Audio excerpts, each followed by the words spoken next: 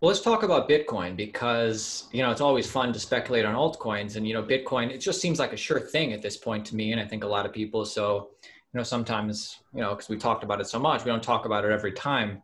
But what do you think, man? I mean, it seems to me like this is the first cycle where people realize that Bitcoin isn't going away. How high do you think Bitcoin could go this cycle? And what are your thoughts in general?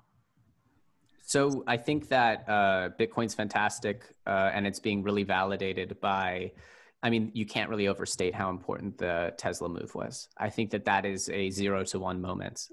Tesla, Elon, what that represents in the scheme of modern business, financial innovation, that is a huge, huge move. Now, I don't think we go backwards from there. I think we go forwards. And so I would be incredibly shocked to see a Bitcoin under that $33,000 range ever again. I also think that you got to give a lot of credit to Michael Saylor in being a thought leader on this as well. Kind of funny how it all lines up with the 4-year cycle. But that said, it's just one of those things where Bitcoin is too big to fail. It is being gradually added as a reserve asset to a lot of balance sheets. And as the infrastructure evolves and hopefully we get a Bitcoin ETF, it is zero doubt in my mind that it will come to replace the gold hedge in a lot of people's portfolios. And of course, with its increased functionality, it's zero doubt in my mind that it will eventually come to be bigger than gold. And so to me, it's a matter of time. These things aren't going to happen overnight, but the next chapter is really the big money bags getting involved and people kind of treating it like a long-term savings account, which is already happening in certain degrees, but that trend will just continue.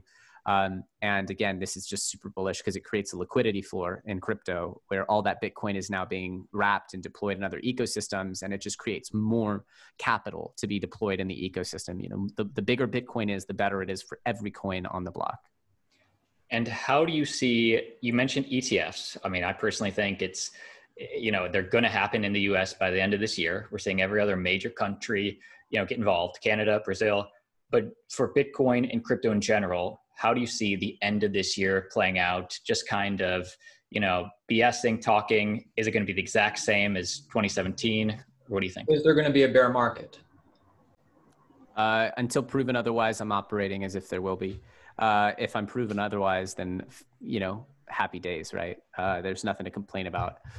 There's a non-zero chance, probably around a 10 to 20% chance that this cycle, based on stimulus and money printing and all these things, just continues to grow. And Bitcoin just kind of works its way up over time, over and over and over again, because the amount of people who get in just keeps growing and the demand keeps growing. And the amount of people losing faith in traditional monetary value keeps growing, which is really the first cycle we've had where there's a real question as to like, hey, what is the US dollar really worth? That wasn't really in discussions. That was just a purely, yeah, okay.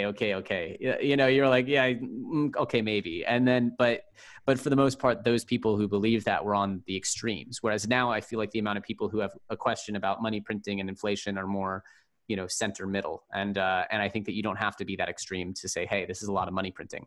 And I think that what you'll see here is that there's a 10 to 20% chance that we have no more bear market, or at least for the next 5 so years, we don't have a bear market.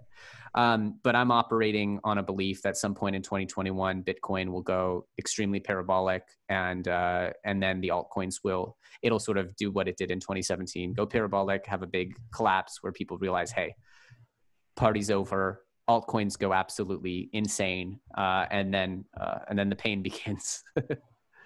But to be fair, and I'll caveat, DeFi changes the bear market significantly because people now have the ability to earn yield and put their assets to work. So now holding stable coins and locking them in protocols to earn yield is something that wasn't around in the last bear market. You just weren't seeing that kind of yield and reliable yield.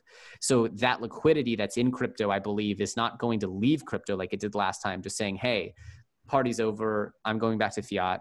And I'll see what happens next time. It's going to say, hey, party's over, I'm going into stable coins, and I'm going into Anchor Protocol or Yearn Finance or a couple of the other really generous yield farming protocols, or even a new one, which creates, of course, still a ton of growth and dynamic changes within the ecosystem, which can have a lot of opportunity attached. So if you're paying attention to DeFi, and of course what I believe is NFTs with consumer use cases, there's still going to be a ton of momentum versus last bull run. So that's how I see it, is Bitcoin will continue to go on its cyclical, valuation jumps, governed pretty much by the halving. And then you'll see the altcoins have interesting reactions in response to that. But I do believe bear markets are forever changed.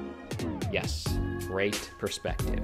To watch the full conversation, there's a link down below in the video description. And if you're interested in learning more about cryptocurrency, click subscribe. You do not want to miss a daily video. See you tomorrow.